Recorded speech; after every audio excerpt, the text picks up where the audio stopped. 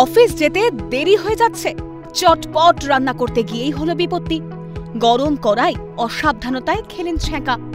কিন্তু এই পরিস্থিতিতে মাজন নয়, বরং বিশেষ এক তেল লাগালে মিলবে সুরাহা। বিশেষজ্ঞরা বলছেন, সাময়িকভাবে জ্বলনে নিয়ন্ত্রণে রাখতে পারলেও মাজন কিন্তু ত্বকের জন্য নিরাপদ নয়, বরং নারকেল তেল ব্যবহার করা সব দিক থেকেই ভালো। এমনকি সহজলভ্য এই তেল মোটামুটি সব বাড়িতেই থাকে। ত্বক এবং চুলের যত্নেও নারকেল তেল মাখা উপকার অনেকাংশে।